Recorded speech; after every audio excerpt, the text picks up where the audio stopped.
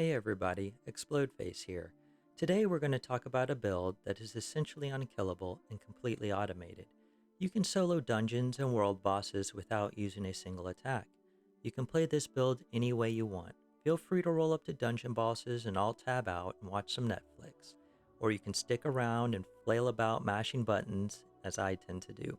Either way, you'll be alive at the end and they'll be dead. Proc sets are going to do all the work for us, so this setup will work with any race and any class, but I'll go over the best choices for a completely AFK setup. Our main gear sets are Leeching Plate and Crimson Twilight. When we are attacked, they will activate, damaging our enemies and healing us for the damage dealt. This generates a lot of overhealing, making us pretty much unkillable, especially in large groups of enemies. When we take damage, Leeching Plate is going to spawn a small poison cloud near us that will damage enemies within it every second. This poison cloud has a 100% uptime, which gives us good constant healing. Crimson Twilight, on the other hand, will create a large AoE attack centered around us once every 8 seconds. So this is our burst heal that we can direct with our movements if we need to. Instead of using a monster set, we are going to boost our damage by 25% with Malacath's Band of Brutality. Malacath's drawback of losing crit won't affect us, since our proc sets can't crit anyways. The nice thing about this build is that our survivability is directly tied to our damage output, so we can focus on boosting it as high as possible. The Warden class is our best choice because it has the most flat damage modifiers and also has a pet that auto re-reses on death. The Advanced Species passives gives us a 2% damage boost for each animal companion skill slotted, so we will fill up our bar with those skills for a 12% damage increase. As a bonus, the Bird of Prey skill gives us Minor Berserk when slotted for another 5% damage increase. The ultimate ability, Eternal Guardian, also gives us a respawning pet that will increase our single target damage. Race isn't critical because they can only improve our defenses, but I consider Nord to be the best in slot because it offers a armor and life bonus. But as we'll see in a minute, I'm running Dunmer, which provides almost no benefit to this build when going AFK. I just haven't needed the extra defenses yet, so I never bothered changing it. We're going to dump all of our stat points into health, and we're going to run the Blood Price Pie food buff to further increase our health and health recovery. This is going to give us a max health of 45,000 and a health recovery of 1,600. We also have a pretty decent spell and physical resistance at 21,000. The rest of the stats are pretty low. It's because none of them will boost our proc set damage. But we are running the Lover Mundus Stone, which will increase our penetration, which will directly increase our proc set damage. For class passives, we pick up Advanced Species for a 12% damage boost. For our weapon passives, we are running a two-handed mace, which allows us to ignore 20% of the enemy's defenses.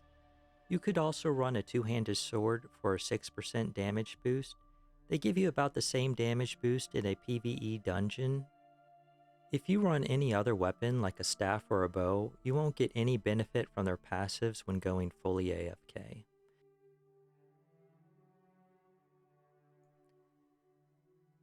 In the heavy armor skill line, we pick up all the passives except for Revitalize, since it only works with heavy attacks.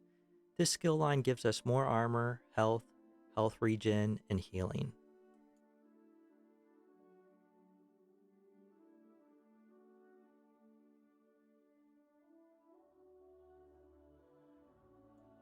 The Dark Elf skill line only gives us a bit of fire defense, which is very situational. It would be much better to choose a Nord and get the armor and health buffs. Currently I'm at 500 champion points, and you can see how I invested them on the rightmost panel. The Mighty gives both of our proc sets a 9% damage increase. Piercing increases our damage penetration by 3300, and Thaumaturge increases our Leech Plate dot damage by 22%. The rest of our points are spread out to increase our defenses and improve our quality of life. The window on the lower left shows the current state of my equipment. It's a combination of Leeching and Crimson Twilight, with Malacath's band and a one-piece Undaunted shoulder for an extra 1k health. I didn't gold it out and get perfect traits because for me the cost was too high, but if you're rich, go for it. On our weapon, we run Sharpen to increase our damage penetration. The weapon enchantment doesn't matter since we aren't attacking with it. On the armor, we want all max health enchants and divine traits to increase our penetration with the Lover Mundus. On our jewelry, I prefer armor buffs, but health buffs work well too. Now, using Leeching Plate together with Crimson Twilight is a great all-around combination, but you do have other options for an AFK build. In easier content, I often switch out Crimson Twilight for Pillar of Nirn, which reduces our overall healing but increases our single target DPS. Also, if you are just starting out, Bahraha's Curse is a great option because it can be purchased at a trader, so you don't have to farm it. But it is a light armor set, so you'll need to use it for your weapon, jewelry, and limit it to 1 or 2 pieces of armor. If you don't want to go with Malacath's Band of Brutality, you'll have a lot of different monster sets to choose from. On paper, the Scourge Harvester set looks like a good option, but from all my testing, it's never shown to be a good performer. So is this build truly immortal? Well, the answer is no. There are mechanics in this game that prevent any build from being truly immortal, such as just swimming out in the ocean endlessly. At a certain point, you'll get eaten up by fish, and you'll just take higher and higher amounts of damage. No matter what buff you have applied or actions you perform, you're gonna die. And same thing with on some bosses. There are mechanics that you must engage with or you're just gonna die because the DPS is just gonna ramp up higher and higher, and you can't out sustain it no matter how many people are healing you and no matter what gear sets you have on. So why did I give it this extremely pretentious name of Immortal Thorn? Well, I just couldn't come up with a better name. And for all intents purposes, this build is pretty much immortal. I only really meant it to be taken into 4-man dungeons on normal mode and just completely survive without having to do much or pretty much nothing at all. And I haven't tried it out on Vet, but there's a good chance that you could get through most of the Vet content on this. I really have no idea. It's not something I was looking to do because this isn't a very high DPS build. So when you go on to Vet, I think the DPS on those monsters scale up higher, and it's just going to take you longer and longer to complete dungeons. So maybe when I take this through all the normal content and see what it can actually do, I'll actually try Vet content. So this build was a giant science experiment for me. I love solo builds, and I really like the idea of automation.